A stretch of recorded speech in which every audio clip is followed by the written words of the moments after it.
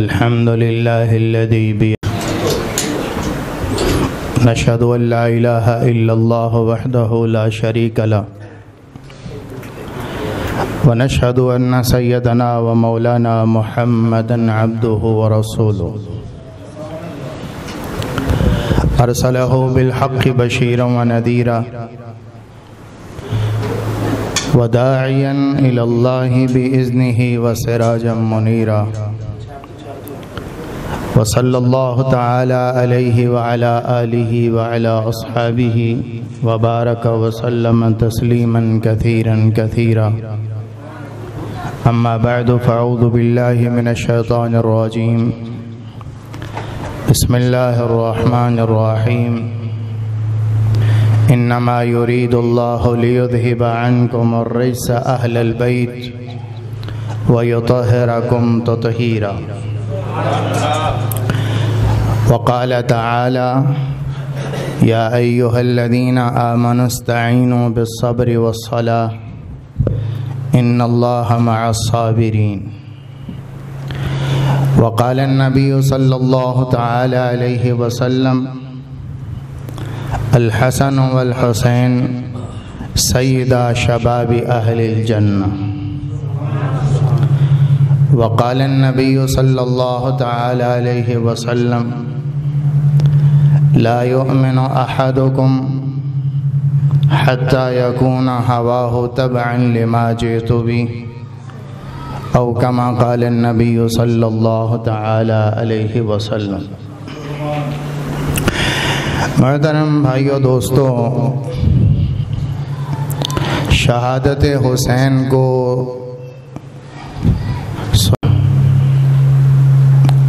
10 मुहर्रम आता है,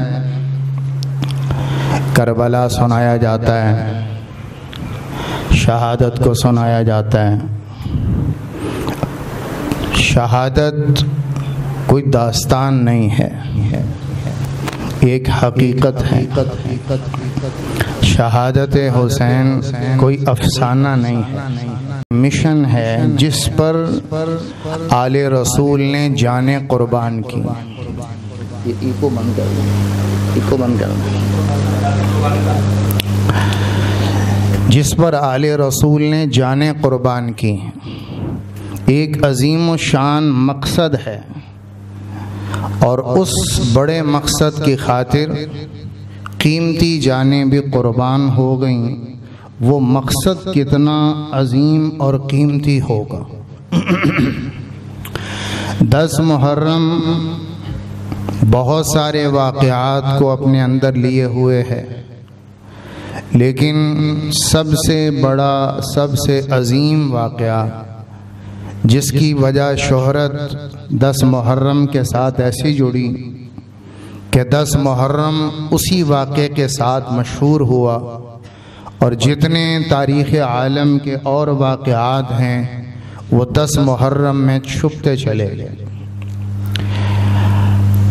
हमें पीछे जाना पड़ेगा सन 60 हिजरी, सहाबा का ज़माना। सहाबा इकराम का ज़माना चला है सन 100 हिजरी तक, तो ये बीच का ज़माना है 60 हिजरी। हज़रत अमीर मुआविया रज़ी अल्लाह अन्हु का इंतकाल हुआ और वली आहद यजीद बरसर इक़्तिदार आया। तो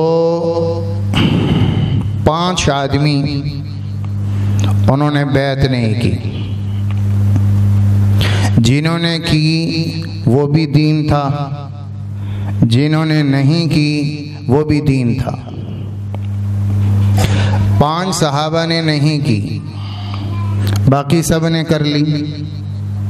जिन सहाबा ने बैत कर ली उनके सामने वो अहादीस थीं और शरीयत का वो हुक्म था कि बैत करने की गुंजाइश है फांसी के हाथ पर, अगर नहीं करते तो खून और फितना रेजी फैलती है और फितना जन्म लेगा, खून बहेगा और खून से और फितने से ज़्यादा जो है इंतशार बनेगा तो उससे कम मुसीबत है फासिक के हाथ पर बैत कर लेना। इसकी इजाज़त है, इसकी रुख्सत है, ये रुख्सत थी जिस पर उन्होंने अमल किया। हज़रत हुसैन 5 आदमी, हज़रत अबू बकर के बेटे अब्दुर्रहमान, हज़रत उमर के बेटे अब्दुल्ला बिन उमर, हज़रत अब्बास के बेटे अब्दुल्ला बिन अब्बास, हज़रत ज़ुबैर के बेटे अब्दुल्ला बिन ज़ुबैर और हज़रत अली के फ़र्जंद हुसैन इब्न अली रज़ी अल्लाह अन्हुम, इन 5 अफराद ने बैत नहीं की और अज़ीमत पर चले, अज़ीमत पर चले।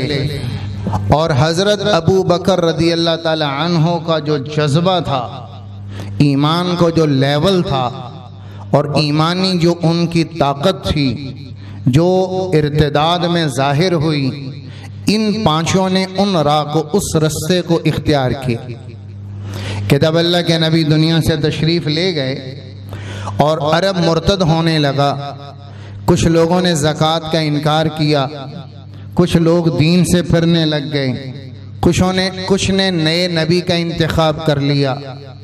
इन तमाम हालात में आपने जिहाद का हुक्म दिया।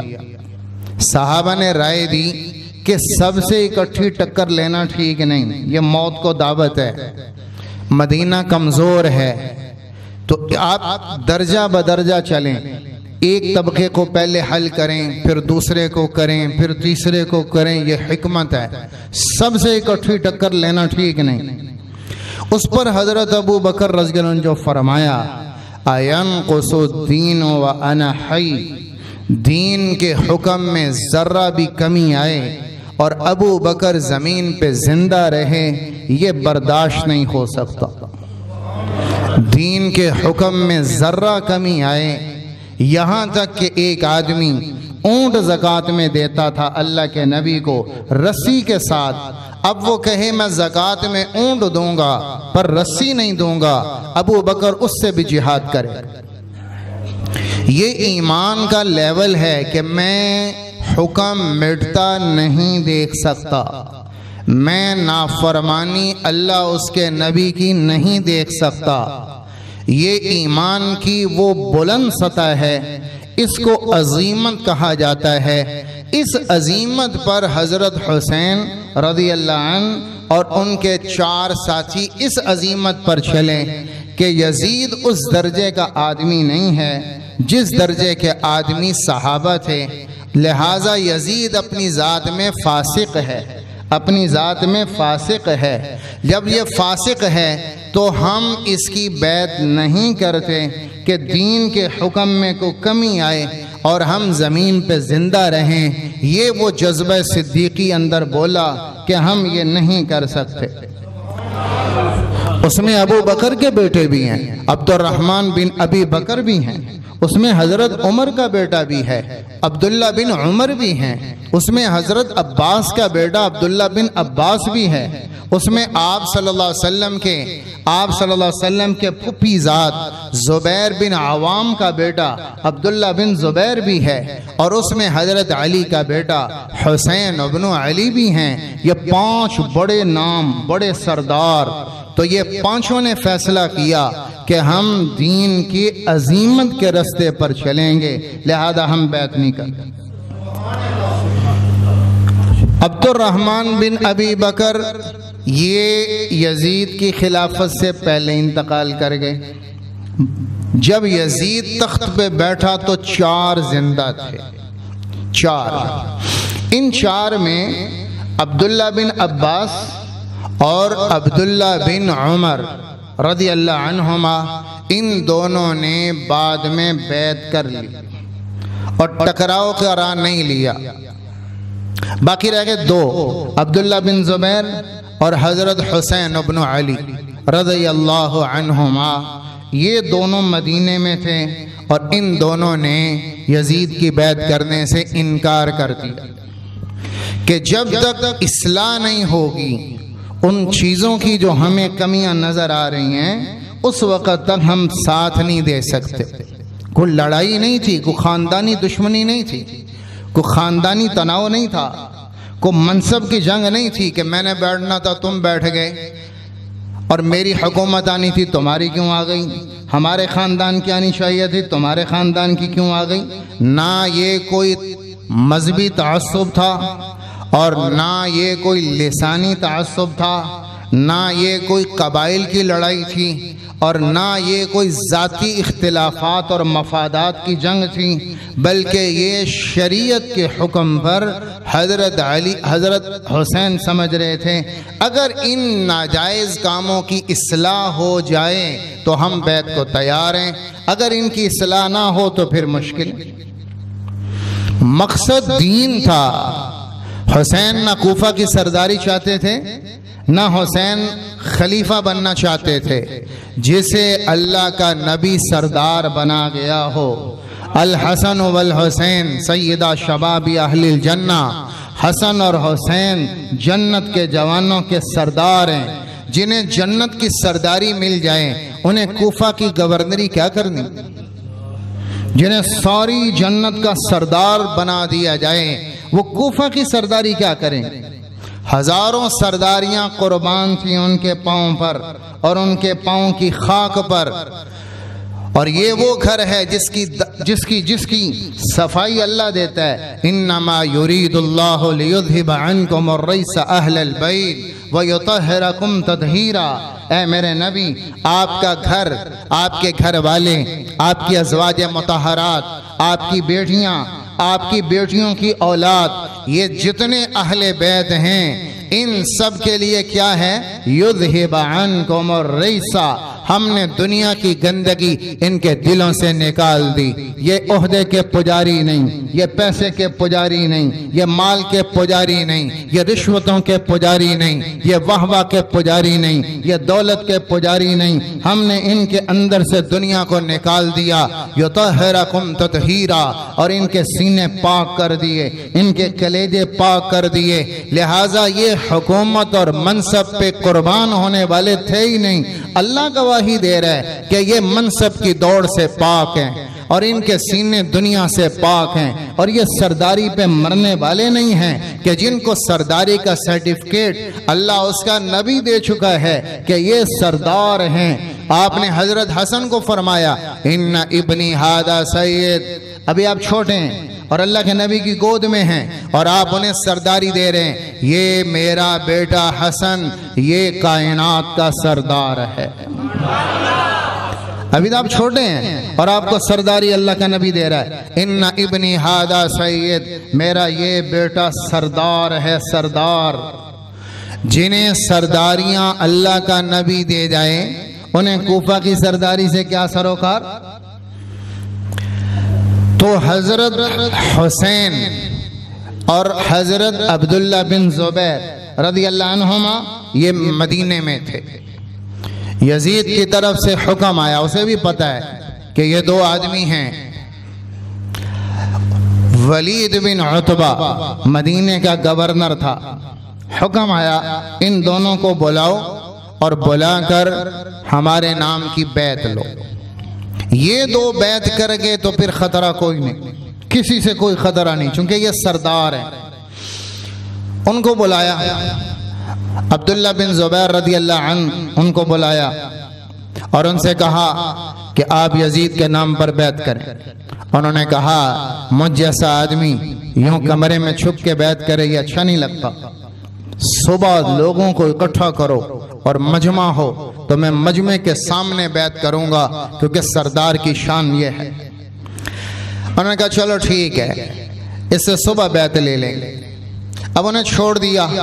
अब्दुल्ला बिन जुबैर रज़ी अल्लाह को मौका चाहिए था, वो इस मौका से फ़ायदा उठाया और रात को मदीने से मक्के को रवाना हो गए।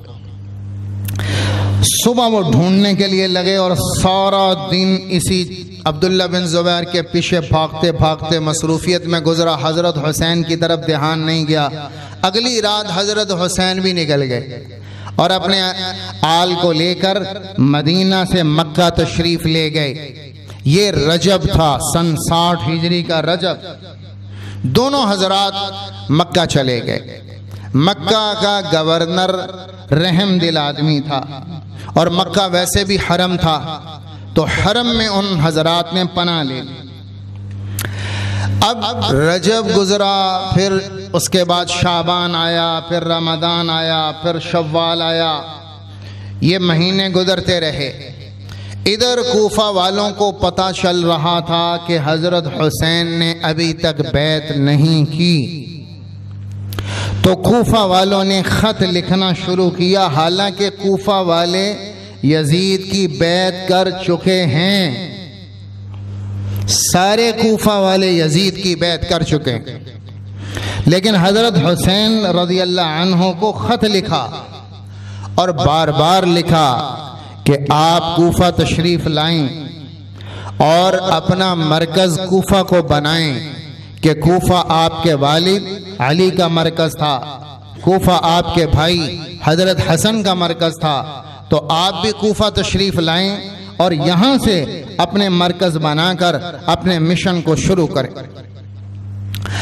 हजरत हुसैन चाह तो रहे थे कि मैं इस्लाही तहरीक शुरू करूं, बगावत नहीं, टकराव नहीं, लड़ाई नहीं, हुकूमत के खिलाफ मुसल्लह जिद्दोजहद नहीं, बल्कि जो हुकूमती कामों में दीन की खराबियां आ गई हैं, उन खराबियों को ठीक करने की इस्लाही तहरीक शुरू की जाए, लोगों को आगाह किया जाए और एक जत्था तैयार किया जाए और किसी इलाके को मरकज़ बनाकर उस तहरीक इस्लाही पॉइंट को शुरू किया जाए और तहरीक को आगे बढ़ाया जाए।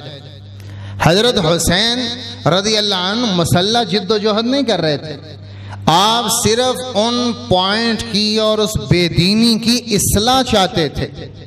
उस इस्लाह की कोशिश में यह सारा कुछ हो रहा था। और कूफा वालों ने खत लिखा और फरमाया आप तशरीफ लाएं, हम भी यजीद की बैत तोड़ देंगे।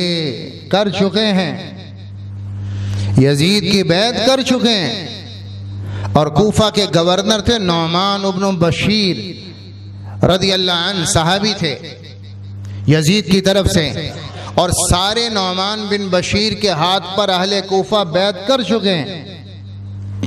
और हजरत हुसैन को कह रहे हैं आप तशरीफ लाएं, हम यजीद की बैत तोड़ देंगे और आपकी बैत करेंगे और आपका साथ देंगे। हम आपके वालिद के वफादार, आपके भाई के वफादार, आप आए।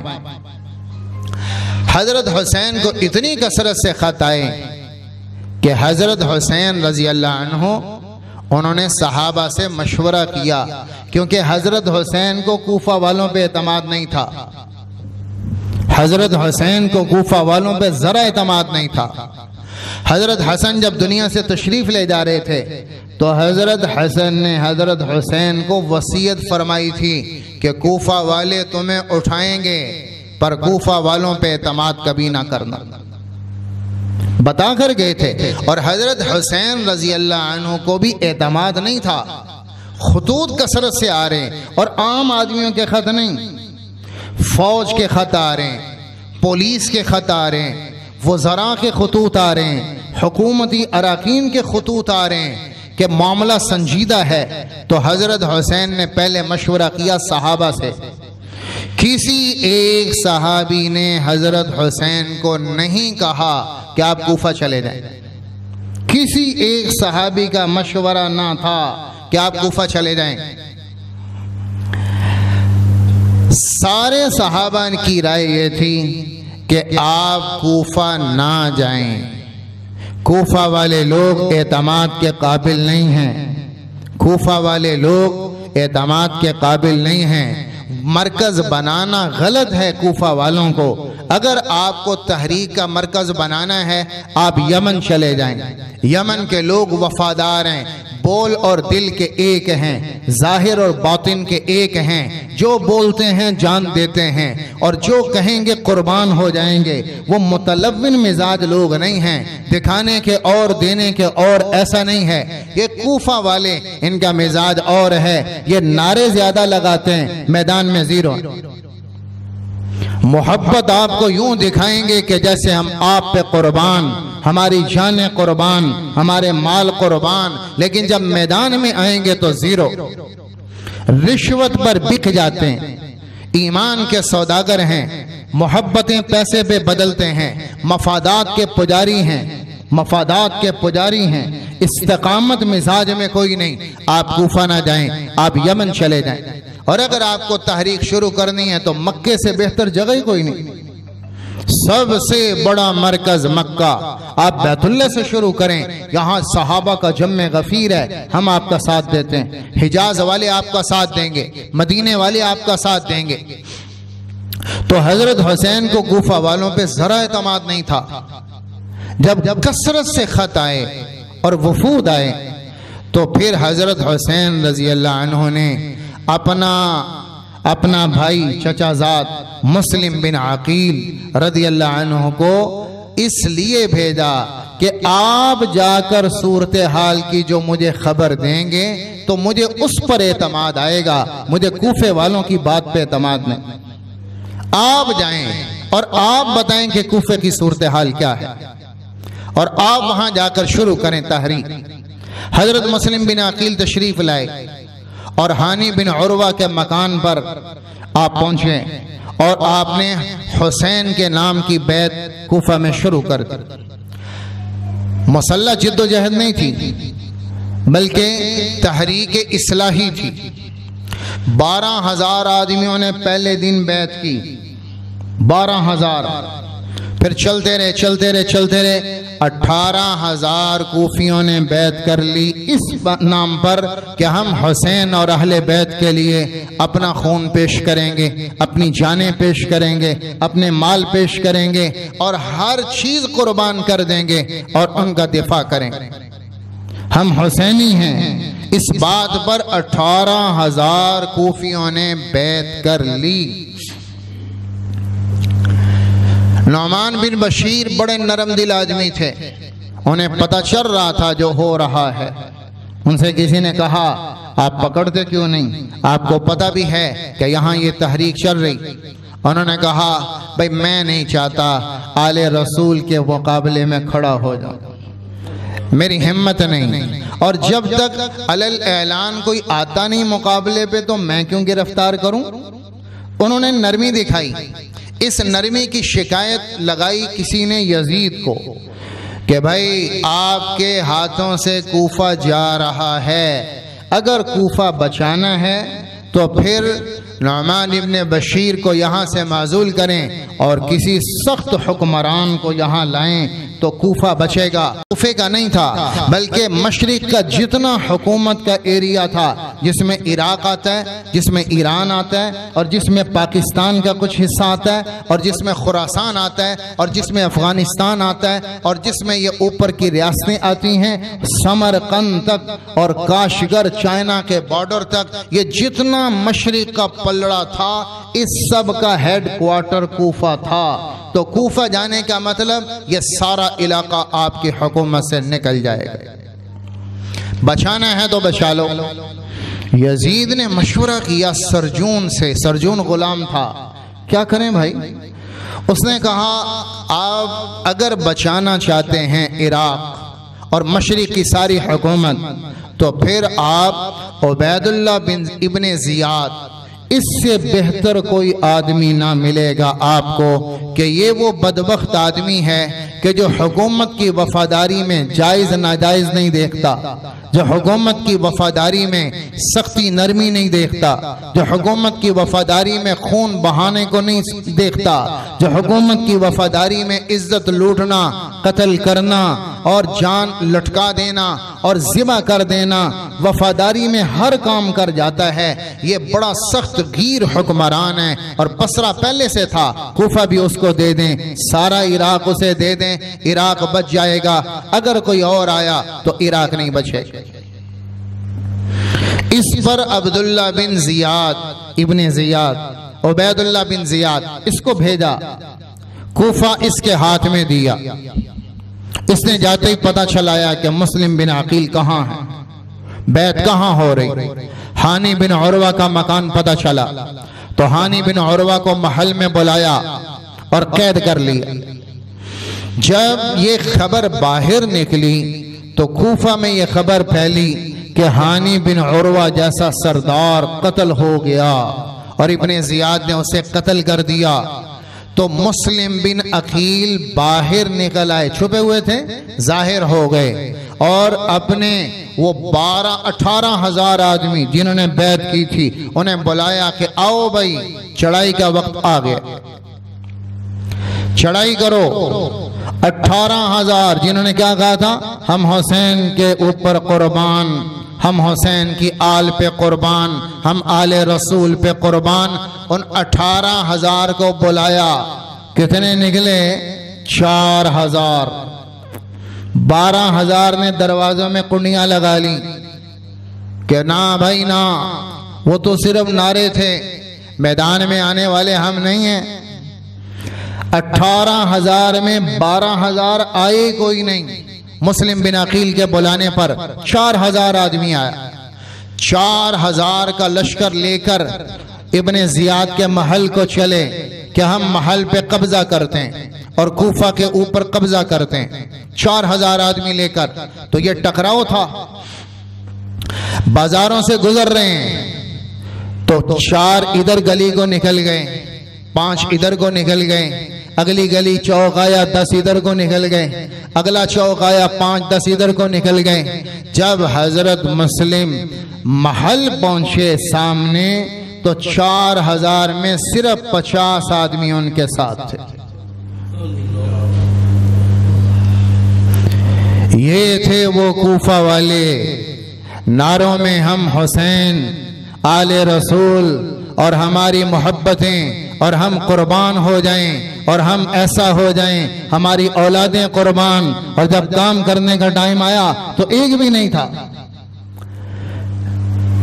50 आदमी सिर्फ पहुंचे। उन 50 को भी कोई माँ ले गई, कोई भाई ले गया, भी क्या कर रहा है, पागल हो गया, जान बचा, क्यों गवर्नमेंट से टक्कर ले रहा है। कोई किसी को माँ ले गई, किसी को बाप ले गया, किसी को भाई ले गया। शाम जब हुई मगरिब तो अकेला मुस्लिम बिन अकील खड़ा था, एक आदमी। मुस्लिम बिन अकील अब देखा पुलिस आ गई, अब पकड़ना चाहती है, तो हजरत मुस्लिम बिन अकील ने दौड़ लगा दी और कूफा की गलियों में फिर 18,000 बैत करने वालों में किसी एक ने मुस्लिम बिन अकील रजी अल्लाह अन्हु को ना पानी पिलाया, ना मकान में पनाह दी। दरवाजे बंद कर लिए, सब ने दरवाजे बंद कर लिए, सब ने कुंडियां लगा ली कि अकेला मुस्लिम बिन अकील कूफे में घूम रहा है, पनाह देने वाला कोई। एक औरत ने पानी पिलाया और घर में पनाह दी। उसी औरत का बेटा जासूस था और साथी था उधर गवर्नमेंट का, उसने जाकर इत्तला की कि मेरे घर में। मुस्लिम बिन अकील को पकड़ा इब्ने जियाद ने और लाया, महल के ऊपर चढ़ाया और दीवार पे खड़ा किया और कहा, अली पे लानत करो, हुसैन पे लानत करो और हसन पे लानत करो, तो तुम्हें छोड़ता हूं, तुम्हें छोड़ता हूं, और अगर नहीं करते तो तुम्हें यहीं से नीचे गिराऊंगा और परा परा कर दूं। मुस्लिम बिन अकील ने कहा, तूने मुझे कूफा वाला समझा है? मैं कूफी नहीं हूं, मैं हिजाज से आया हूं, मैं मदीने वाला हूं, मैं कूफे वाला नहीं, मैं मदीने वाला हूं, मैं कूफे वाला नहीं। क्या हालात देखकर मोहब्बतें बदल लें, मौत सामने खड़ी है, जिंदगी बचा सकते हैं। तो हजरत मुस्लिम ने कहा, हजरत अली पर भी अल्लाह की रहमत, हसन पर भी अल्लाह की रहमत, हुसैन पर भी अल्लाह की रहमत, और तुझ पे अल्लाह की लानत, और तेरे बड़ों पर अल्लाह की लानत। मौत देकर वफाएं नहीं बदलते, वो तो कूफे वाले हैं, मैं कूफा वाला नहीं, मैं हिजाज से आया हूं, मैं मदीने वाला हूं। और मदीने के लोग जो जुबान दे दें उससे फिरते नहीं, कट जाते हैं, मर जाते हैं, औलादें ज़िबा करवा देते हैं। यह सहाबा का मिजाज था। हजरत को धक्का दिया, ऊपर से गिराया, नीचे गिरे, लाश पारा पारा हो गई। ये वाक़या हो रहा कब? सन 60 हिजरी और 8 ज़ुल्हिज्जा।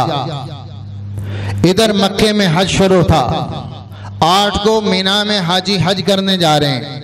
और इससे पहले हजरत मुस्लिम बिन अकील खत लिख चुके हैं हजरत हुसैन को कि मक्के के कूफा के हालात बिल्कुल ठीक हैं, आप कूफा तशरीफ ले आए, लोग आपके वफादार।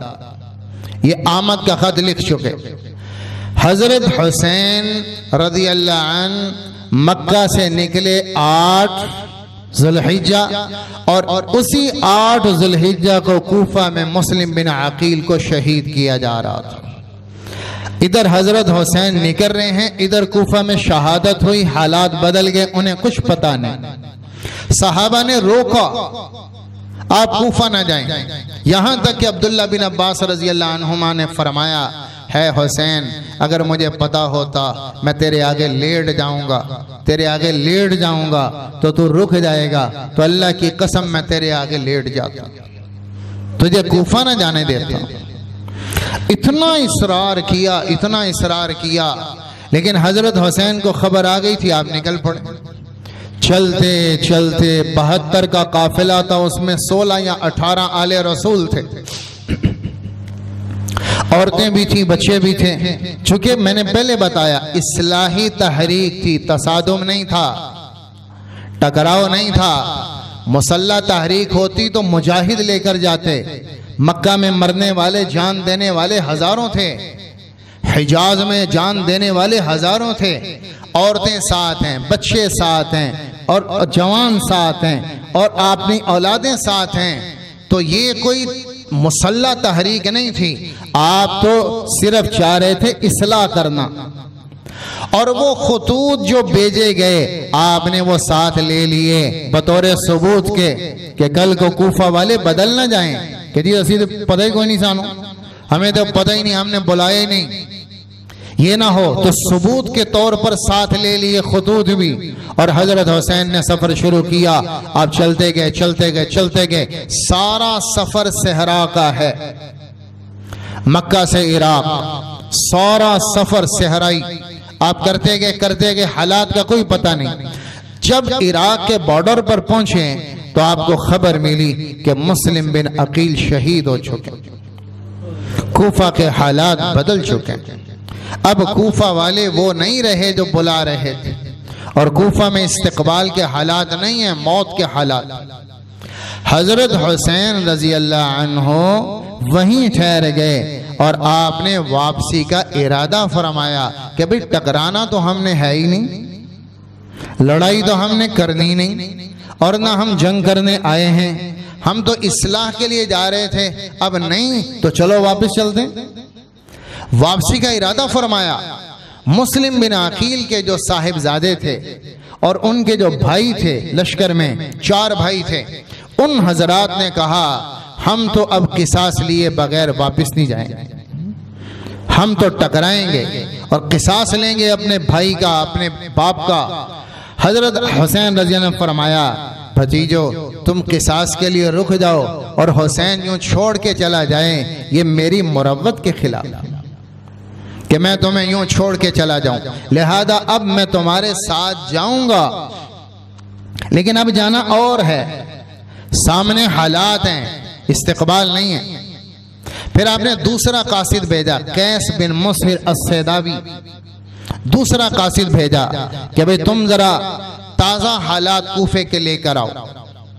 वो गया और उसे भी पकड़ा। इब्ने ज़ियाद ने उसी तरह मुस्लिम बिन अकील की तरह महल से उसको भी गिराया और वो भी परा परा हो। हजरत हुसैन को उसकी भी खबर कोई नहीं। उज़ैबुल हिजानात एक मकाम है, वहां पर पहुंचे हजरत हुसैन तो 4 आदमी कूफा से सवारी दौड़ाते आ रहे हैं, और उन्होंने आकर हजरत हुसैन को सलाम किया और कहा जी हम आपके लिए आए हैं। तो आप उनका तबसरा सुने। हजरत हुसैन ने पूछा, भाई वो मेरा कासिद था कैस बिन मुसहिर सैदावी, उसका क्या बना? कहा उसको इब्ने ज़ियाद ने पकड़ा, महल पर ले गया और वहां से गिराया और शहीद हो गए। हजरत हुसैन आंखें डुबडुबा गईं और फरमाया फमिनहुम मन क़दा नहबहु व मिनहुम मन यंतदिर व मा बद्दलू तब्दीला। कुछ अल्लाह के नाम पर कुर्बान हो गए और कुछ इंतजार में बैठे। फिर आपने पूछा भाई ये कूफा वालों के हालात क्या हैं, अभी तुम तो अभी आ रहे हो, पीछे क्या हालात हैं? तो उन्होंने क्या कहा कूफा वालों के हालात, कद मुलिअत गराइरहुम व अज़मत रिश्वतुहुम व यस्तमीलु बिही वद्दहुम। बड़ी बड़ी रिश्वतें दी गई हैं, बड़े बड़े थैले रिश्वतों के पैसों के दिए गए और उन पैसों के जरिए मोहब्बतें खरीदी गईं और उस पर कूफा के सरदार बिक गए। जिन्होंने आपको मोहब्बत के खत लिखे अब वो आपके नहीं रहे, पैसे पर मोहब्बत बेच दी। बड़ी बड़ी रिश्वतें लेकर सरदारों के ईमान खरीदे गए। व अम्मा साइरुन्नास बादू, और जहां तक ताल्लुक अवाम का है तो उन्होंने तबसरा किया तहवी इलैका कुलूबुहुम व सुयूफुहुम मशहूरतुन अलैका गदन। उनके दिल आपकी मोहब्बत में लबरेज हैं और वो आपकी तरफ दिल से आपसे प्यार करते हैं, लेकिन हुकूमत से टकरा नहीं सकते। कल मैदान में उनकी तलवारें हुकूमत का साथ देंगी और आपके खिलाफ चलेंगी। मोहब्बत है पर हिम्मत नहीं, मोहब्बत है पर जुर्रत नहीं, मोहब्बत है लेकिन बहादुरी नहीं। तो बड़ों की तो रिश्वतों से जेबें भर दी गईं और छोटों को तलवार और जोर से दबा दिया गया। लिहाजा दिलों में मोहब्बत है लेकिन तलवारें कल आपके खिलाफ चलें। हजरत हुसैन परेशान हो गए कि ऐसा मिजाज तो हमने धरती में कभी देखा नहीं, क्योंकि सहाबा में ऐसा मिजाज हिजाज में नहीं था, मक्के मदीने में नहीं था। मक्के का मिजाज, मदीने का मिजाज, सहाबा का मिजाज वो था कि अगर कुफर पे हैं तो डट के हैं, अगर इस्लाम पे हैं तो खुल के हैं। निफाक नहीं था, ज़बान के और अमल के और मैदान के और दावे के और ये मिजाज सहाबा में नहीं था। हजरत हुसैन परेशान आगे पहुंचे तो जब कूफा का बॉर्डर शुरू हुआ तो वहां नाका लगा हुआ था।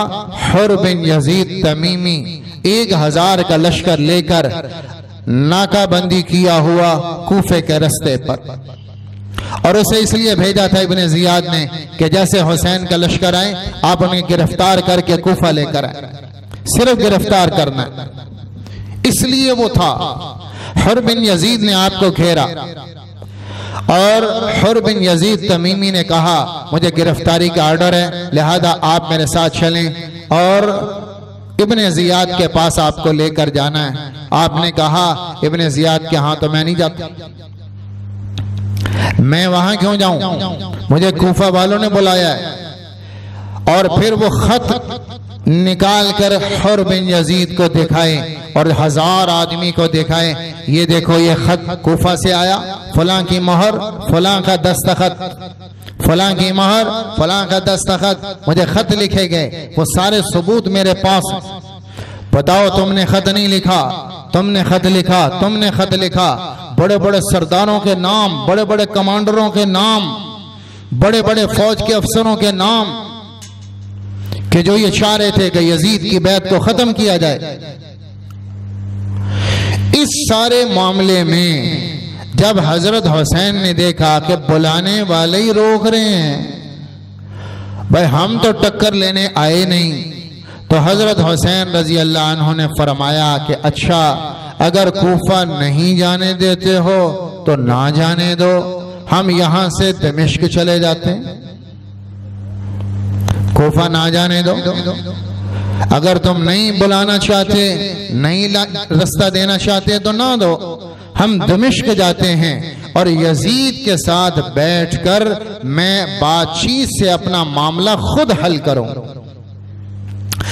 बाईपास किया कूफा, जाने तो दिया नहीं, तो बारों बार कूफा से टर्न लिया है हजरत हुसैन ने दमिश्क का, और फिर अब सफर कूफा से दमिश्क को चला। अब कहां जाना है? अब जाना है यजीद के पास, और यजीद रिश्तेदार है हजरत हुसैन का, कि यजीद बेटा है मुआविया का, और हजरत मुआविया रज़ी अल्लाह अन्हु साले हैं अल्लाह के रसूल के, और हुसैन बेटा है अली का, और अली दामाद रसूल हैं। तो हजरत हुसैन ने कहा मैं यजीद के पास जाऊंगा, और मुझे लड़ना तो है नहीं, मुझे कुछ मामलात में इश्कालात हैं, तो मैं बैठकर उन इश्कालात पे बात करूंगा, और यजीद वो इश्कालात मेरे दूर कर दे तो कोई मामला नहीं, वो इस्लाह कर ले और वो गलत चीजें खत्म कर दे अपनी हुकूमत से तो कोई मामला नहीं। और ये बाद में जब सारा वाक़या हुआ और उसके बाद सर पहुंचे, उस वक़्त यजीद ने ये बात की, हजरत ज़ैनुल आबिदीन जो बच गए थे रहमतुल्लाह अलैह, उनसे ये बात फरमाई कि अगर तुम्हारे वालिद मेरे पास आ जाते तो अल्लाह की कसम ये ना होता जो हो गया। मैं उनकी बात मानता, मैं उनकी सुनता और इताअत करता। इस बात का इजहार किया उसने बाद में। लिहाजा मामला यहां पड़ा कि आपने कूफा से टर्न लिया दमिश्क को, और आप चलते गए चलते गए चलते गए, अब कूफा नहीं जा रहे, आप दमिश्क जा रहे हैं। और कितना चले गए? कोई 73 किलोमीटर आप दमिश्क के राह पर चले गए, कूफा पीछे रह गया 73 किलोमीटर। इस पर कूफा वालों ने सोचा कि अगर हुसैन चले गए यजीद के पास और ये गद्दारी के खत दिखा दिए कि खत इन्होंने गद्दारी के लिखे, नाम मौजूद, मोहर मौजूद, तो इन सारे सरदारों की गर्दनें गद्दारी में जाएंगी, सबकी गर्दनें गद्दारी में कटेंगी, और इनका खानदान गद्दार बनेगा, इनकी औलादें गद्दार बनेगी, और इनके घर वाले गद्दार कहलाएंगे। लिहाजा हुसैन को गवाहों के साथ, शवाहिद के साथ यजीद के पास जाने से रोकना पड़ेगा, और कोई राह नहीं। खुद हुसैन भी गवाह है और हुसैन के साथी भी गवाह हैं, और ये खतूत भी गवाह हैं। इन सब को रोकना पड़ेगा। इसके लिए सारा लश्कर तरतीब दिया गया था। मामलात बीच में ये थे कि हमारी गद्दारी ना पकड़ी जाए। अगर हमारी गद्दारी पकड़ी गई तो हुसैन तो कर लेगा यजीद से सुलह, और उस सुलह के नतीजे में कूफा के सारे सरदारों की गर्दनें मारी जाएंगी। अपनी गर्दनें बचानी हैं तो इन अहले बैत की गर्दनें उड़ा दो। इसके लिए इब्ने जियाद ने लश्कर तरतीब दिया और हुर बिन यजीद को कहा कि हजरत हुसैन को ऐसी जगह लेकर जाओ कि जहां आड़ ना हो, कोई मकान ना हो, और कोई टीला ना हो, और कोई पहाड़ ना हो, खुला मैदान हो। उस मैदान में इनको गिरफ्तार करो। यकम मुहर्रमुल हराम 61 हिजरी का चढ़ा तो हजरत हुसैन रजी अल्लाह अन्हु करबला के मैदान में पहुंचे, और आपको वहां पाबंद किया गया इसी मैदान में कि आप यहां से हिल नहीं सकते। हुर बिन यजीद तमीमी ने 2 या 3 मुहर्रमुल हराम उमर बिन साद 4000 कूफियों का लश्कर लेकर मैदान में पहुंचा। उमर बिन साद जाना नहीं चाहता था, तो इब्ने जियाद ने कहा अगर तू हुसैन के मुकाबले पे नहीं जाएगा तो मैं तेरा सारा घर मिस्मार करवा दूंगा, तेरा खजाना लूट लूंगा, तेरा बैंक बैलेंस 0, तेरी औलाद फुटपाथ पे आ जाएगी, तेरा घर गिरवा दूंगा। लिहाजा उमर बिन साद हजरत हुसैन के मुकाबले में जाना नहीं चाहता था। अपना मकान बचाने के लिए, अपनी औलाद के रोजाने के लिए और अपनी औलाद के मुस्तकबिल की खातिर आले रसूल का खून करने पे तैयार हुआ। एक तरफ किरदार है उमर बिन साद का कि औलाद की खातिर खून आले रसूल का गिराने को भी तैयार, औलाद की खातिर, अपना मकान बचाने की खातिर नाजायज कत्ल करने को भी तैयार, अपनी ख्वाहिश की खातिर, जरूरत की खातिर, अपनी औलाद की खातिर आले रसूल को ज़िबा करने को तैयार। एक तरफ कूफी लश्कर का ये किरदार और एक तरफ था हजरत हुसैन का किरदार कि बच्चे नहीं बचाए, दीन पे औलाद भी ज़िबा, दीन पे औलाद भी ज़िबा। जो लोग कहते हैं हमारी औलादें हैं, औलाद के लिए झूठ बोलना पड़ता है, औलाद के लिए सूद लेना पड़ता है, औलाद के लिए मसाइल हैं, लिहाजा हमें इज्जत बेचनी पड़ती है, औलाद के लिए नाजायज करना पड़ता है, औलाद के लिए गज मीटर का फर्क डालना पड़ता है, ये क्या करें, बच्चे हैं, खर्चे पूरे नहीं होते। ये हुसैनी लश्कर का नुमाइंदा नहीं है, ये कूफी लश्कर का नुमाइंदा है।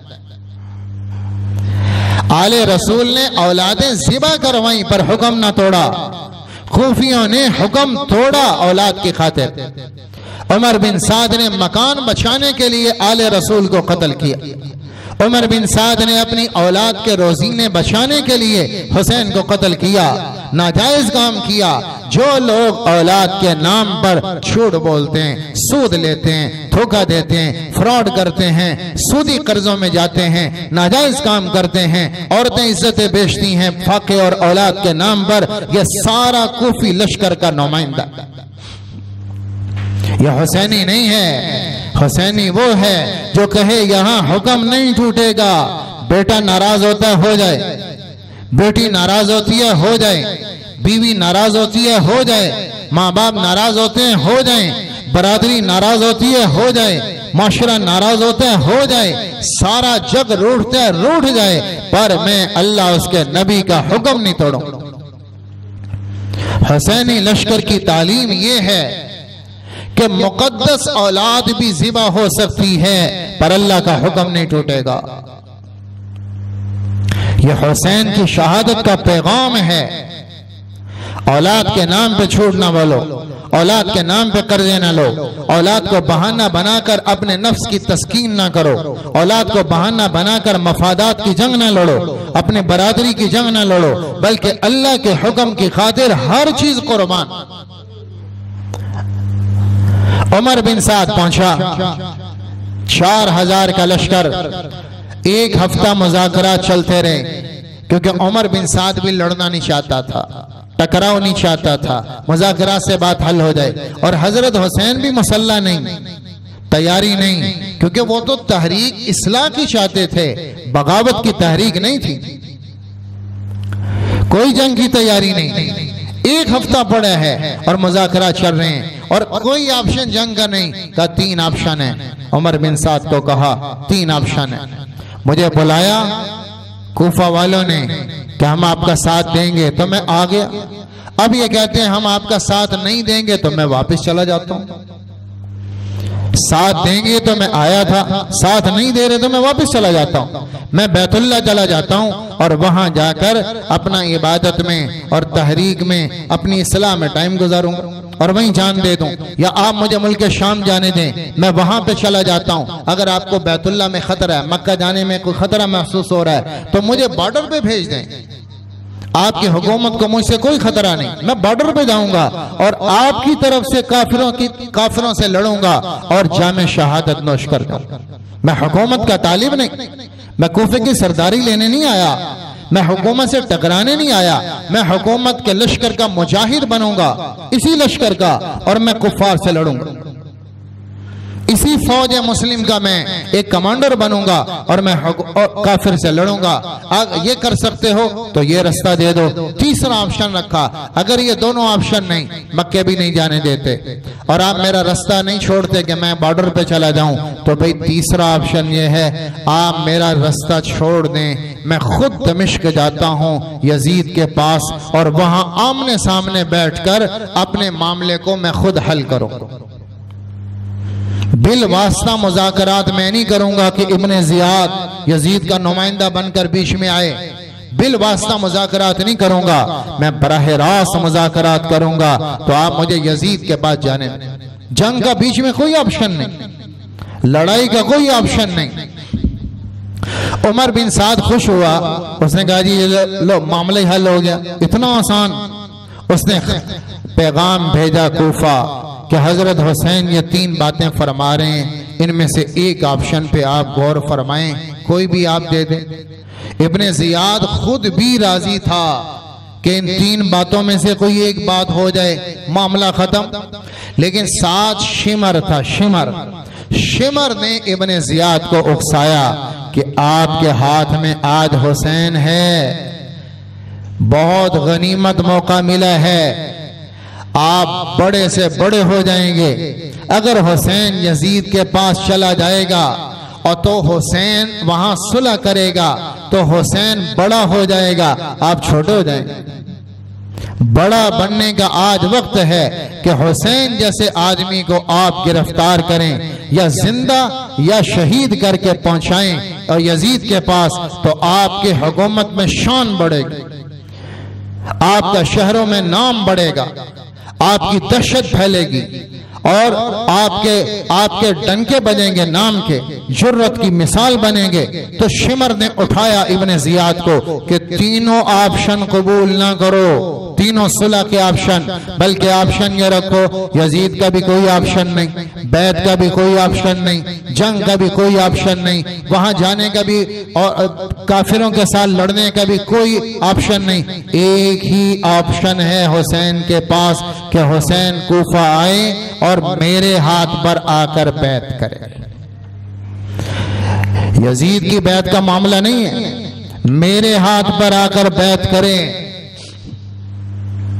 जब ये बात आई हजरत हुसैन के पास कि इब्ने ज़ियाद यूं कहता है कि आकर मेरे हाथ पे बैत करे, तो आपने कहा अल्लाह की कसम, इब्ने मरजाना के हाथ पर बैत करने से तो मौत बेहतर है। इब्ने मरजाना के हाथ पर फातिमा का बेटा बैत करें, यह तो क़यामत है, इससे बेहतर है मैं मर जाऊं। यह कभी ना होगा, यह कभी ना होगा। 9 जुमेरात उमर बिन साद को शिमर आया कूफा से और उमर बिन साद को कहा कि अमीर कहता है इब्ने ज़ियाद कि आप लड़ाई शुरू करें, आप लड़ाई शुरू करें, अभी शुरू करें, मुज़ाकरात खत्म।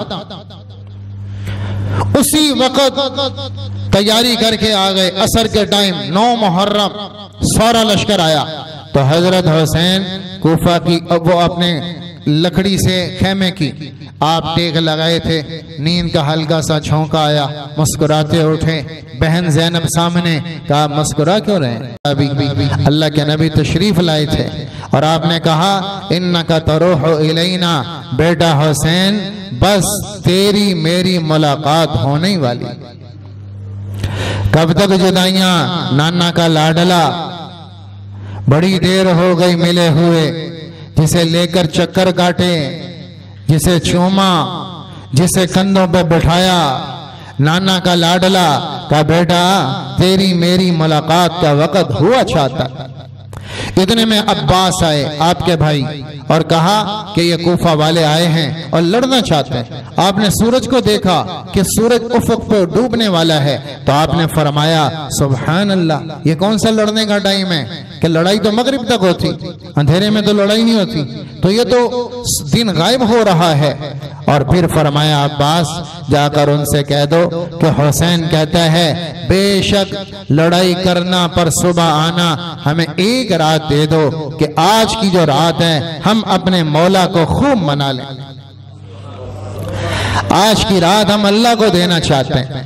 हमें पता है कि सुबह हमारे जनाजे हैं, हमें पता है कि सुबह हमारी शहादतें हैं, तो हम चाहते हैं ये जिंदगी की आखिरी रात अपने रब को राजी कर जी भर के। उन्होंने कहा ठीक है एक रात का मामला है, चलो दे देते हैं। वो सारा लश्कर वापस चला गया। अब सबको पता है कि सुबह क्या होने वाला। जितना को था सामान उतनी तो तैयारी फरमाई।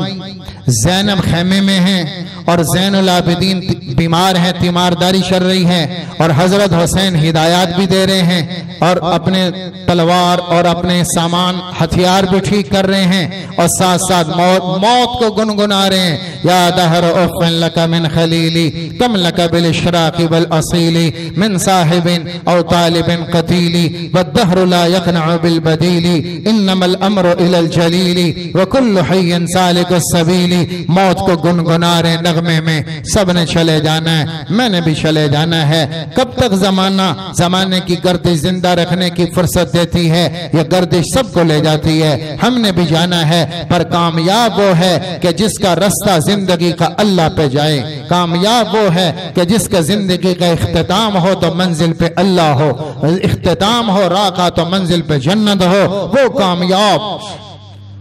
जब ये शेर मौत का सुना ज़ैनब तो भागी चली आई और अपने भाई पर आकर लिपट गई और कहा, या खलीफत अल माज़ी व सिमाल अल बाकी, ए मेरे भाई, गुजर जाने वालों के आप ही तो खलीफा हैं और इन यतीमों का आप ही तो आखिरी आसरा हैं। हमारे अब्बा थे अली, चले गए, उसके बाद भाई सहारा थे, चले गए हसन, अब आप ही तो आखिरी सहारा हैं। और आप भी कह रहे हैं कि मैं सुबह चला जाऊंगा, तब बताएं कि इस खानवादे का सहारा कौन होगा? ऐसा रोई कि गशी तारी हो गई, बेहोश होकर गिरी, गम। तो हजरत हुसैन पानी मंगवाया, छींटे मारे उन पर, होश आया तो आपने फरमाया, ए मेरी बहन, ला युज़हिबन्न हिल्मक शैतान, शैतान तुझे बेसबरा ना कर दे, शैतान तुझे बेसबरा ना कर दे। इत्तकी वस्बिरी, तक़वा इख्तियार कर, सबर कर, और क्या करना, सुबह मेरी शहादत की खबर आएगी तो ज़ैनब नौहा ना करना, बाल ना नोचना और गिरेबान ना फाड़ना, अपने चेहरे को ज़र्ब कोब ना करना, बल्कि क्या करना, वो करना जो नबुव्वत के खानदान की शान है, वो करना जो नबुव्वत के खानदान को अच्छा लगे, जो खानदान नबुव्वत की शान बने कि ये तो वो खानवादा है कि जिस पर दुनिया के सारे गम टूटे और आह ना निकला, सारे गम सह गए और आना निकला। मेरे नबी ने फरमाया, सारे नबियों को जितना सताया गया उन सब को इकट्ठा करो, मुझे उन सब से ज्यादा सताया गया। सारे नबियों पर जितने मसाइब आए मुझ पर उन सब से ज्यादा आए। सारे जमाने के मसाइब तो मुझ पर हैं और इतने मसाइब आए कि आपने उम्मत से फरमाया, मन असाबत हो मुसीबतुम बादी, मेरे बाद जिसे कोई भी मुसीबत आए, फलयुज़कुर मुसीबतुम बी फइन्नहा मिन आज़मिल मआसिब, तो मेरे दुख याद कर लेना, तो मैं अपने दुख छोटे नजर आएंगे। मेरे गम याद करना, तो मैं अपने गम छोटे नजर आएंगे कि जो दुख मुझ पे हैं। कहा बहन ज़ैनब, ये वो घर है शान वाला कि जहां बड़े बड़े मसाइब आए लेकिन कभी आह ना निकली, आह ना निकली। खबर आएगी पर वो करना जो इस घर की शान। और फिर अच्छी वसीयत फरमाई, फिर सारी रात कुरान पढ़ते, तिलावत करते, मुसल्ले पर यूं गुजर गए। सारी रात मुसल्ले पर गुजरी। 10 मुहर्रम की फजर, कूफी लश्कर ने मैदान में फजर पढ़ी, उमर बिन साद के पीछे नमाज फजर उन्होंने भी पढ़ी। नमाज फजर करबला में हुसैन ने भी पढ़ी और बाकी सारों ने उनके पीछे पढ़ी। नमाज फजर दोनों ने पढ़ी। पर एक का किरदार है दीन पे कुर्बान हो जाना और एक का किरदार है घर बचाना, रिश्वतों पे जाना, मफादात की जंग करना, ओहदे बचाना। एक का किरदार ये है। नमाज वो भी पढ़ रहे हैं, नमाज ये भी पढ़ रहे हैं। उम्मत मुस्लिमा खड़ी है करबला में। फजर के बाद सफ़े बनी, वरदान के हाथ में झंडा कूफी लश्कर का। दाएं तरफ अमर बिन हज्जाज ज़ुबैदी ये अमीर लश्कर बना और ये खत लिखने वालों में शामिल था। बाईं तरफ शिमर और अमर बिन हज्जाज ज़ुबैदी और शिव्स बिन रिबई, ये पैदल फौज का कमांडर, और वरदान के हाथ में झंडा। और हजरत हुसैन ने लश्कर क्या बनाना था, एक ही तो सफ थी, 72 आदमी थे, एक सफ थी, तो जिम्मेदार हजरत हुसैन। दाईं तरफ ज़ुहैर इब्न कैन, बाईं तरफ हबीब इब्न मुज़ाहिर, और झंडा दिया अपने भाई अब्बास के हाथ में, इसलिए अब्बास को अलमदार कहते हैं। झंडा हजरत अब्बास के हाथ में था करबला का। एक सब बनी, मैदान तरतीब पाया। लड़ाई से पहले हजरत हुसैन के खेमे में आपने गुस्ल फरमाया, नए कपड़े ज़ेब तन फरमाए, नमाज पढ़ी, फिर कुरान लिया, घोड़े पे बैठे और एड़ लगाई और कुफी लश्कर के सामने अकेले आके खड़े हो गए। और वहां आपने एक तकरीर फरमाई, ए कूफा वालों और ए उम्मत मुस्लिमा, तुम्हें पता भी है कि तुम किसके मुकाबले पर आए हो, तुम्हें पता भी है कि किसको शहीद करने आए हो। क्या तुम मुझे जानते हो मैं कौन हूं? मैं इस वक्त धरती पे अकेला वो आदमी हूं कि जो नवासा रसूल है। मेरे सिवा इस वक्त धरती पे कोई नवासा किसी नबी का हयात नहीं, और तुम मुझे ही कत्ल करना चाहते हो। कत्ल के 3 सबब हैं, कोई मुर्तद हो जाए, को किसास में मारा जाए, या कोई शादीशुदा जिना करे, तो ये 3 कत्ल हक हैं इस्लाम में। इन तीनों में से मैंने कुछ नहीं किया, अब तुम मुझे क्यों कत्ल करना चाहते?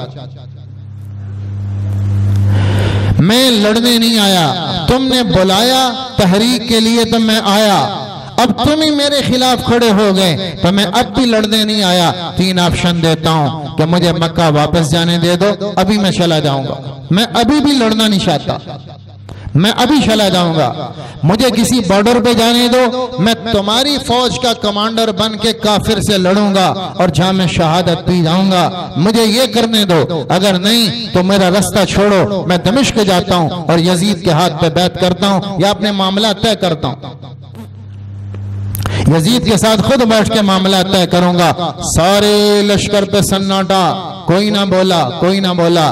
तो फिर हजरत हुसैन ने फरमाया, चलो अच्छा हुआ, करो जो करना चाहते हो, करो जो करना चाहते हो, लेकिन ये वाज़े हो गया कि जैसे मैंने तुम्हें आज करबला में खामोश करवाया, ऐसे ही तुम्हें क़यामत के दिन अल्लाह के सामने खामोश करवाऊंगा कि तुमने हुसैन को कत्ल क्यों किया। कोई दलील नहीं, कोई हुज्जत नहीं, कोई बुरहान नहीं, आज खामोश हो, वहां भी खामोश करवाऊंगा। और फिर फरमाया, करो मुकाबला करो, पर याद रखो जब तुम आओगे क़यामत के दिन तो तुम्हारे पीछे खड़ा होगा इब्ने ज़ियाद, और जब मैं आऊंगा मुकदमे में क़यामत के दिन मुकदमे में, तो मेरे पीछे खड़ा होगा मोहम्मद मुस्तफ़ा सल्लल्लाहु ताला अलैहि वसल्लम।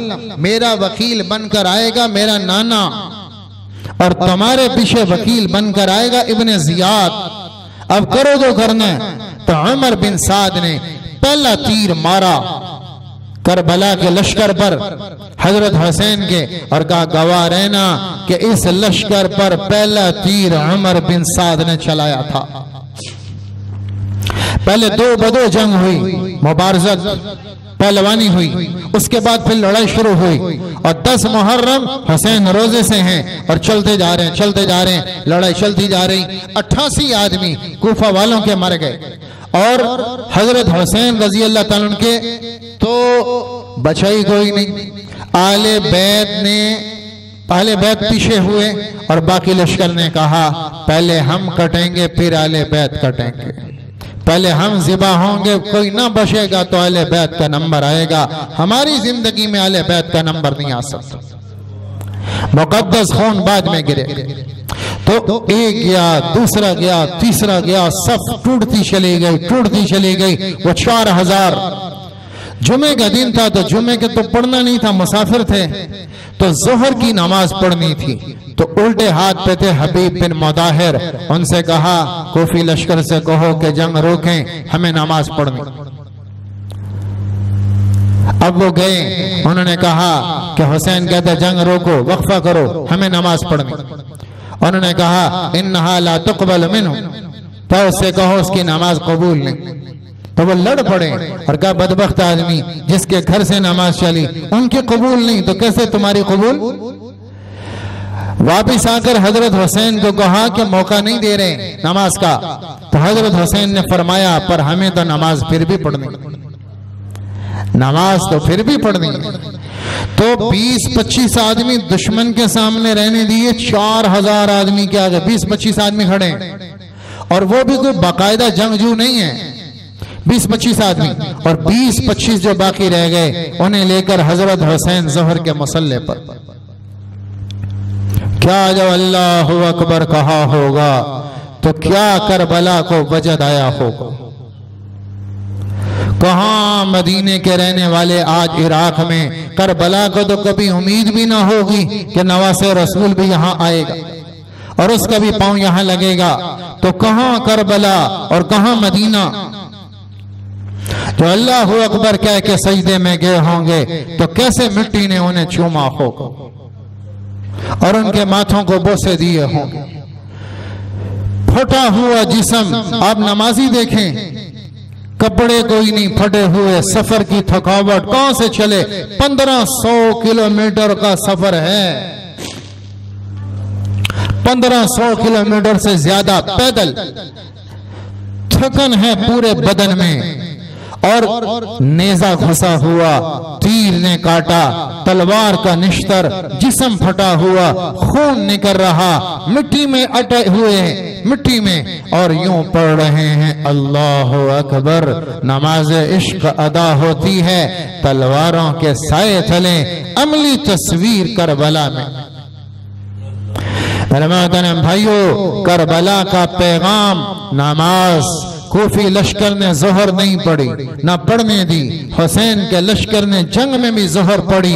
ये दो फर्क बताएं कि जो नमाज नहीं पढ़ रहा, जो नमाज नहीं पढ़ रहा ये कूफी लश्कर वाला है, जो नमाज पढ़ रहा है ये हुसैनी है, ये हुसैन के लश्कर को लेके चल रहा है, ये हुसैन के लश्कर में खड़ा है। यहाँ उम्मत करबला में दो हिस्सों पर तकसीम है। एक वो हैं जो कहते हैं मसरूफ बड़े हैं, जंग चल रही है, नमाज नहीं पढ़ सकते, हम मसरूफ बहुत हैं, हमारे घर में मेहमान आए हुए हैं, हम मसरूफ हैं, दुकानदारी है, हम मसरूफ हैं, मुलाजमत है, हम मसरूफ हैं, हुकूमत का कारोबार है, हम मसरूफ हैं कि झाड़ू पोंछा चल रहा है घर में, हम मसरूफ हैं कि यहाँ हंडिया आटा गूंदा जा रहा है, हंडिया छड़ी हुई, मेहमान आए हुए, हम मसरूफ हैं कि बनाव सिंगार चल रहा है, हम मसरूफ हैं, हमारे पास वक्त कोई नहीं, बाद में पढ़ लेंगे। ये सारे बहाने करने वाले और नमाज छोड़ने वाले ये कूफी लश्कर में खड़े, और नमाज पढ़ने वाले हुसैनी लश्कर में खड़े। सिर्फ दावे तो नहीं ना, सिर्फ दावों पे काम नहीं चलेगा, अमल दिखाएगा कि हम हुसैन के साथ हैं कि कूफा वालों के साथ। 10 मुहर्रम का बहुत बड़ा पैगाम नमाज है, और अजब बात है कि सारा दिन हुसैन को रोने वाला वो ज़ोहर नहीं पढ़ रहा, वो असर नहीं पढ़ रहा, वो मगरिब नहीं पढ़ रहा, वो इशा नहीं पढ़ रहा, और अपने आप को हुसैनी कह रहे हैं। हुसैन दावे से नहीं, अमल से साबित होगा कि हुसैन के साथ उसका हशर होगा जो नमाज पढ़ के दिखाए। और हुसैन का नाना 12 रबीउल अव्वल को पैगाम दे के जा रहे हैं। 10 मुहर्रम नमाज, 12 रबीउल अव्वल आखिरी सांस चल रहे मेरे नबी का, और आप कह रहे हैं अस्सला व मा मलकत ऐमानुकुम, अस्सला व मा मलकत ऐमानुकुम। नाना पैगाम 12 को दे के जा रहे हैं रबीउल अव्वल, मेरे उम्मत नमाज पढ़ते रहना। साथ कौन खड़ा है? हुसैन 6 साल का, साथ खड़ा है हसन 7 साल का, इधर अम्मा फातिमा और अली खड़े हैं, और पीछे अम्मा आयशा हैं, और अल्लाह के नबी पैगाम दे रहा है अस्सला, बेटा नमाज कभी ना छोड़ना, अस्सला, हसन हुसैन बेटा नमाज कभी ना छोड़ना, फातिमा अली नमाज कभी ना छोड़ना। तो नाना को सुना, कानों में उतर गया 6 साल का पैगाम कि नमाज ना छोड़ना, जान चली जाए नमाज ना छोड़ना, शहादत सामने नमाज ना छोड़ना। तीर तलवार नेज़े का जख्म, तलवार नेज़े का जख्म, 80 से ज्यादा जख्म थे हजरत हुसैन के बदन पर, का नमाज ना छोड़ना। नमाज न छोड़ना। यहाँ हमारा एक कट लग दे, आदमी कहता चलो कारी पढ़ लेने, घुटनों में दर्द है, इथे ही मुसल्ला बिछा लो, इथे ही पढ़ लेने, मेरे को जाया नहीं जाता, मेरे को उठिया नहीं जाता, मेरे को चलिया नहीं जाता, वजू का पानी नहीं, वजू का पानी सर्द है, गर्म है, छोटे छोटे बहाने। 80 से ज्यादा जख्म थे हजरत हुसैन के वजूद पर, तीर और तलवार ने काटा हुआ 80 जगह से, और हुसैन कह रहे अल्लाहु अकबर। कहां से लाए ऐसी नमाज जबकि सामने शहादत है और रोजा है 10 मुहर्रम का और 3 दिन से पानी कोई नहीं, और अल्लाहु अकबर। इश्क का सजदा क्या तड़पा करबला में। चलती रही जंग, नमाज के बाद चलती रही और शहीद होते गए। आले रसूल का नंबर आया, ये अली अकबर गया, ये अब्दुल्ला गया, और ये कासिम गिरा, ये अबू बकर गिरा, ये अब्दुर्रहमान गिरा, ये अब्दुल्ला गया, और ये मुस्लिम बिन अकील के भाई गए, ये औन मोहम्मद बिन औन बिन अब्दुल्ला, और ये मोहम्मद बिन अब्दुल्ला बिन जाफर, ये शहीद होते रहे। उस्मान गया, अलमदार ये जा रहा है, गाजी अलमदार अब्बास वो शहीद हुआ। सारे भाई शहीद, 6 भाई, हजरत अली के 6 बेटे करबला में थे, तो 5 शहीद हो गए, औलाद शहीद हो गई, भतीजे शहीद हो गए। सारा आले रसूल का घर एक एक करके शहीद होता रहा। अब नंबर आया असर का, हुसैन का। असर हो गई तो हुसैन खेमे में आए, अपनी बेगम से कहा, छोटा बच्चा था अब्दुल्ला, उसे लेकर आए और सूंघ रहे, चूम रहे और अलविदा हो रहे कि बेटा मैं जाने वाला हूं। तो अपनी औलाद को आखिरी दफा चूमा, पर उन्हें क्या खबर कि ये मुझसे भी पहले जाने वाला है। इब्ने मुकीदन्नार का तीर आया और उस मासूम के हलक से पार हुआ और खून का फवारा छूटा और उसका सर लटका। तो हजरत हुसैन ने मासूम खून भरा लब में और अल्लाह को दिखाया। सब ज़िबा हो गए, राजी हैं, मैं तो इब्राहिम की सुन्नत अदा कर रहा हूं, पर या अल्लाह इस खून को देख, मासूम हलक से निकला, इसका बदला तुझ पे छोड़ के जा रहा हूं। मैं बदला नहीं लूंगा, तू बदला लेगा, एक को ना छोड़ना, इंतकाम सबसे ले। फिर निकले हजरत हुसैन और 4000 का लश्कर, और अकेला हुसैन, जिधर को मुंह करे 200 आदमी भाग रहा था हुसैन के आगे। कौन पकड़े भाई? हुसैन। शजात का नाम, अली हैदर का बेटा, हैदर कर्रार का बेटा और अल्लाह के नबी का नवासा। तो कौन सामना करे? 200 आदमी सामने आता, अकेला हुसैन, और वो अकेला हुसैन सब पे भारी पड़ जाता। ऐसी शजात दिखाई, ऐसी बहादुरी दिखाई। फिर शिमर ने कहा यूं काबू में नहीं आएगा, चारों तरफ से घेरो, चारों तरफ से। एक आदमी है और तुमसे पकड़ा नहीं जा रहा, चारों तरफ से घेरा डालो। सब ने घेरा डाला और लड़ाई चलती रही। तो पहला वार किया है हजरत हुसैन पर ज़ुरा बिन शरीफ तमीमी ने। आपके उल्टे कंधे पर पहला वार हुआ तलवार का, और उससे आपका कंधा जख्मी हुआ और आप नीचे गिरे। अब आप वापस उठना चाह रहे थे अभी कि एक सिनान बिन अनस नखई ने आपको नेजा मारा, वो नेजा पीछे से और आगे से वो आर पार हुआ और उससे आपको खून की उल्टी आई। आप उठना चाह रहे हैं लेकिन उठ नहीं पा रहे और आप वहीं ओदे मुंह गिर गए। शिमर ने कहा सर काटो, सर काटो, सर काटो। तो आपका सर जुदा किया गया तन से और फिर आपकी लाश को रखा, आपके जिस्म को रखा और 10 घोड़ों की सुम्मों से उसे रौंदा गया। घोड़ों की सुम्मों से पाश पाश किया गया और वो बोटी बोटी हो गए, वो पीस पीस हो गए, वो टुकड़ा टुकड़ा वजूद होकर करबला में ऐसे सैराब कर गया। खून भी, गोश्त भी, बोटियां भी, पूरा वजूद फैल गया और किसी को रहम ना आया। और सबके नेज़ों पर सर चढ़े हुए, तन अलग सर अलग, धड़ अलग सर अलग, नेज़ों पे लहराए हुए और खुशी के रक्स कर रहे हैं, खुशी के रक्स कर रहे हैं कि हमने इन्हें ज़िबा कर दिया। किसी को नदामत नहीं, किसी को पशेमानी नहीं, किसी की तौबा के आंसू नहीं, बल्कि खुशी का रक्स हो रहा था। सारे दुश्मन छोटे क्या बड़े क्या, एक ज़ैनुल आबिदीन खेमे में वो बच गए, बाकी 72 अल्लाह के नाम पर ज़िबा हो गए। जब काफिला उठा औरतों का और मैदान से गुजरा बीबी ज़ैनब का काफिला, तो लाशें देखी, फिर अपने भाई का सर तन से जुदा नेज़े पे छोड़ा, फिर उनका धड़ देखा तो भाई ने कहा था कि ज़ैनब रोना नहीं, मनोहा नहीं, तड़पना नहीं, पर दिल ही तो है ना संग खिश्त, दर्द से भर ना आएगा क्यों। तो ज़ैनब बेसाख्ता हो गई। इस सारे मंजर को देखा तो आपे से बाहर हो गई और कहा या मुहम्मदा, या मुहम्मदा।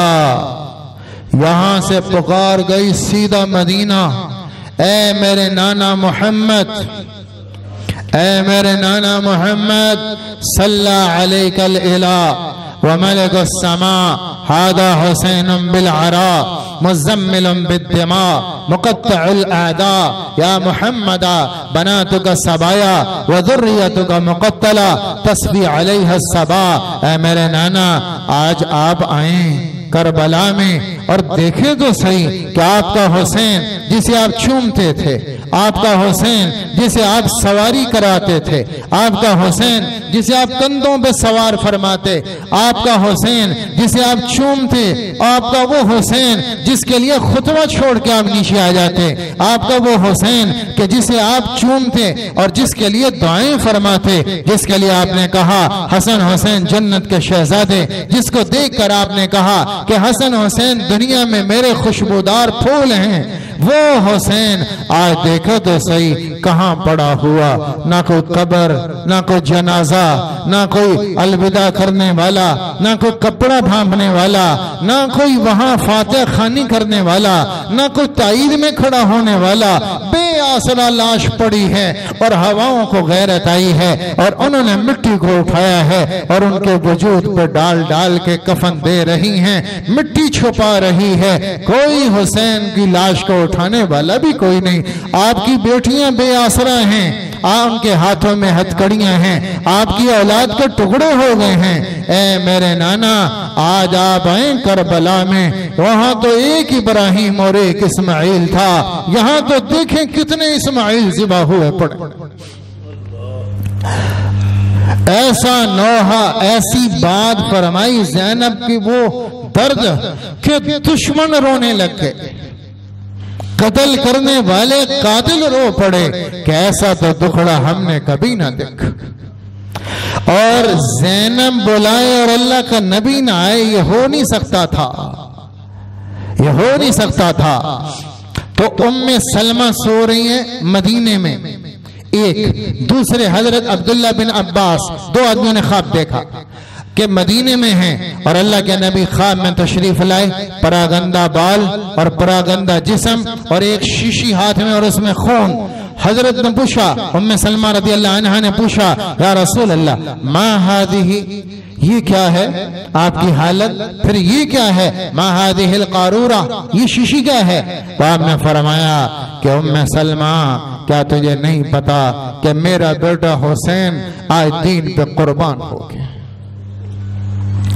मैं इराक गया था, मैं करबला में था और अभी वहीं से आ रहा हूं। ये मेरी हालत है कि मैं करबला से होकर आया और मैंने हुसैन के खून को रेत के जर्रात से इकट्ठा किया है, क़यामत की अदालत में अल्लाह के सामने पेश करूंगा, मैं गवाह बनकर आऊंगा और अपनी औलाद का खून क़यामत के दिन इलाही अदालत में लेकर आऊंगा। ज़ैनब बुलाए, अल्लाह का नबी ना आए, आप पहुंचे। मेरे मोहतरम भाइयों, अल्लाह के नाम पर ज़िबा हो गई आल, कुर्बान हो गए। हुकूमत के लिए किया, सियासत के लिए किया, सरदारी के लिए किया। अल्लाह की कसम, वो तो पैदाइशी सरदार थे, वो तो पैदाइशी सरदार थे। जिस घर में आंख खोली सारा घर सरदार, फातिमा जन्नत की औरतों की सरदार, अली जन्नत के जवानों में सरदार। क्या आपने कहा अली का घर मेरे घर के सामने होगा जन्नत में, और अली जन्नती, हसन हुसैन जन्नत के जवानों के सरदार। सारा घर तो सरदार घर है, और खुद अल्लाह के नबी कायनात के सरदार, अव्वलीन आखिरीन के सरदार। तो जिस घर की गुट्ठी में सरदारी हो उनसे सरदारी कौन ले सकता था? क्या वो कूफे की सरदारी पे जान दे देंगे? नहीं नहीं नहीं, जान हुकूमत पे नहीं दी है, जान खिलाफत पे नहीं दी है, जान अल्लाह के दीन पर दी है, और कुर्बान होके दिखाया है कि आले रसूल अपने खून से दीन को कैसे सींचते हैं और बहार आती है। इस गुलशन में जो फूल हैं और उनमें जो बहार है वो आले रसूल के खून से है। जब ये सर कटा और पहुंचा कूफा के तख्त पर, तो इब्न जियाद के हाथ में छड़ी थी। तो उसने पहले चेहरा देखा तो कहने लगा, अल्लाह की कसम धरती पे ऐसा हुस्न मैंने कभी नहीं देखा, इतना हसीन चेहरा मैंने नहीं देखा। फिर उसने आपके होंठों पे छड़ी मारी, आपके होंठों पर छड़ी रखी थी। तो उस पर एक सहाबी थे ज़ैद इब्न अरकम, वो बैठे, उन्होंने कहा इरफा हादल क़दीब अन हातैनी सनियतैन, इन होंठों से ये छड़ी उठा लो। अल्लाह की कसम इन होंठों पे मैंने नबी के होंठ लगते देखे। मेरे मोहतरम भाइयों, 10 मुहर्रम हकीकत है, अफसाना नहीं है, दास्तान नहीं है, कहानी नहीं है, सुनने सुनाने की लज्जत नहीं है, एक हकीकत है। एक बहुत बड़ी हकीकत पर कुर्बानी दी गई है। अब मैंने और आपने 10 मुहर्रम को क्या करना है? मैंने और आपने देखना है, अपनी जिंदगी को नोट करना है, क्या मैं हुसैनी लश्कर में खड़ा हूं या मैं कूफी लश्कर में खड़ा हूं। अगर मैं नमाज पढ़ रहा हूं तो मैं शुक्र अदा करूं कि मैं हुसैन के साथी हूं। अगर मैं नमाज नहीं पढ़ रहा तो मैं फिक्रमंद हो जाऊं कि मैं तो कूफी लश्कर का साथी हूं।